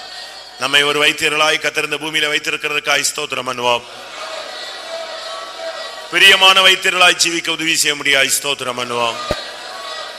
தேவன் நமக்கு கொடுத்த அதிகாரத்தை வல்லமையை பயன்படுத்தி நம்மையும் மற்றவர்களையும் சீர்படுத்திக் கொள்ள உதவி செய்ய முடியாது ஸ்தோத்திரம் பண்ணுவோம். கர்த்தருக்காக சேவை செய்தவர்களை சேர்க்க அவர் வரப்போறபடினால ஸ்தோத்திரம் பண்ணுவோம். அதனால ஒவ்வொருவரையும் தகுதிப்படுத்த முடியாது ஸ்தோத்திரம் பண்ணுவோம். பிதா குமாரன் பரிசுத்த ஆவியானவருக்காக ஸ்தோத்திரம் பண்ணுவோம். எல்லா மகிமையும் அவருக்கே செலுத்தி ஸ்தோத்திரம் பண்ணுவோம். அன்பான பிதாவே, அன்புக்கு ஸ்தோத்திரம். ஆசீர்வதிக்கப்பட்ட நல்லவளைக்காக ஸ்தோத்திரம். இம்மட்டும் எங்களுக்கு நல்லவராக இருந்தக்காக ஸ்தோத்திரம். எல்லாம் கத்துடக்கிற எங்களோடு கூட இருந்து கண்மணி போல் பாதுகாத்தீர் ஆண்டவரே. பகல் கால் நடந்தான உபவாச ஜெபத்தையும் கத்தர் ஆசீர்வாதமாய் நடத்தி தந்திருந்த சாயங்கால வேளையிலும் ஆண்டவர் இந்த வேத பாடத்தை நீ பொறுப்படுத்தக்காக ஸ்தோத்திரம். வேத பாடத்தை கொண்டு வந்த எல்லா தம்முடைய பிள்ளைகளுக்காக துதிக்கிற ஆண்டவரே. நம்முடைய சமூகத்தில் வந்த நேரம் முதல் ஆவியானவர் எங்களிடத்தில் ஆட்சி வாடிக்கொண்டிருந்த ஸ்தோத்திரம். நீ வாக்கு தத்துவத்தில் உண்மையுள்ள ஜனாய் வாக்கு மாறாதவராய் எங்களோடு கூட இடப்பட்ட ஸ்தோத்திரம் ஆண்டவரே. நீ எங்களுக்கு தந்ததான நல்ல ஆசீர்வாதமான நல்ல வார்த்தைகள் வசனங்களுக்காக ஸ்தோத்திரம். நாங்கள் கேட்ட வசனம் எங்களுக்குள்ளே கிரியை செய்யத்தக்கதாக, எங்களை பலப்படுத்தத்தக்கதாக ஆண்டவரே. எங்களுக்குள்ளே நீ பெரிய காரியங்களை நீ செய்யணும். எங்களுடைய தேவாதி தேவன் பரிகாரியாக இருந்தீர் ஆண்டவரே. ஏசுவானவர் ஆண்டவரே, நீ அற்புதங்களை அடையாளங்கள் நடப்பித்தீர். பரிசுத்த ஆவியானவர் ஆண்டவரே, நீ நற்கிரியலை செய்து கொண்டிருக்கிறீர் ஆண்டவரே. விதமாய் நாங்கள் ஆண்டவரே உம்முடைய அடிச்சூடுகளை பின்பற்றத்தக்கதாக எங்களுக்காக வல்லமை அதிகாரங்களை நீ தந்து வைத்திரலாய் மாற்றி வைத்திருக்கிறீர் ஆண்டவரே. நாங்கள் ஆண்டவரே மற்றவர்களுக்கு ஆண்டவரே குணமாக்குறவர்களாய் மற்றவர்களுக்கு பிரயோஜனமான பாத்திரங்களாய் காணப்பட எங்களை ஒவ்வொருவரையும் நீ பக்குவப்படுத்தும் ஊழியக்காரர் வைத்தீர்கள் என்பதையும் எங்களுடைய அருமையான விசுவாசிகளும் ஆண்டவரே நம்பி விசுவாசித்திருக்கிறான் நம்முடைய பிள்ளைகள் ஒவ்வொரு ஆண்டவரே வைத்தீர்களாய் காணப்பட நீ எங்களுக்கு அதிகாரங்களை தந்திருக்கிறீர் ஆண்டவரே. நீ தந்ததான ஆளுகையும் அதிகாரங்களையும் வல்லமையிலையும் நாங்கள் ஆண்டவரை பெற்றுக்கொண்டு அவர்களுடைய ஜீவிக்க ஆண்டவரை நாங்கள் உண்மையாக ஆண்டவரை மற்றவர்களுக்கு ஆண்டவரை நற்கிரிகளை செய்யத்தக்கதாக உண்மையான ஆண்டவரே உத்தமமாய் நல்ல வார்த்தைகளை பேசத்தக்கதாக ஆண்டவரே மற்றவர்களுக்கு பிரயோஜனமாய் காணப்படத்தக்கதாக எங்களை ஒவ்வொருவரையும் பக்குவப்படுத்தும். உடைய வல்லமையும் பலனையும் அதிகாரத்தையும் தந்து ஆண்டவரே எங்களை நீ பலப்படுத்தி பிரயோஜனப்படுத்தணுமே சுவாமி. அதுக்கென்று நாங்கள் எங்களை ஒப்படைக்கிற ஆண்டவரை கேட்ட வசனத்தினுடைய ஒவ்வொரு தங்களுடைய ஜீவத்தை சுத்தமாக்கி பரிசுத்தமாக்கி ஆண்டவரே முன்பாக நிற்க பாத்திரமாய் காணப்பட ஆண்டு நல்ல வைத்தியர்களாய் காணப்பட ஒவ்வொரையும் நீ பக்குவப்படுத்தும். உம்முடைய கரங்களை எல்லாவற்றையும் ஒப்படைக்கிறோம். வசனம் பேசணும் தம்முடைய தாசனை அதிகமாய் பலப்படுத்தும். விதமாய் கூடி ஆராதிக்கிறான சகல பரிசுத்தவாங்கட வேத பாடங்களையும் கத்தர் பொருட்படுத்திக் கொள்ளும். உம்முடைய வல்ல முழங்க செய்யும் பெரிய காரியங்களை செய்யும். பரிசுத்தவாங்களை எல்லா கருத்தில் எடுத்து பிரயோஜனப்படுத்தும். ஆசீர்வதி இயேசு நாமத்து கேட்கிறோம் நல்ல பிதாவே. நம்முடைய கர்த்தராகிய இயேசு கிறிஸ்துவின் கிருபையும் பிதாவாகிய தேவன் நன்மை பரிசுத்தாவின் ஐக்கியமும் நம்ம அனைவரும் சகல பரிசுத்தவான்களும் கர்த்தராகிய இயேசு மகிமையிலே வெளிப்படும் மட்டும் இருப்பதாக. அல்லேலூயா.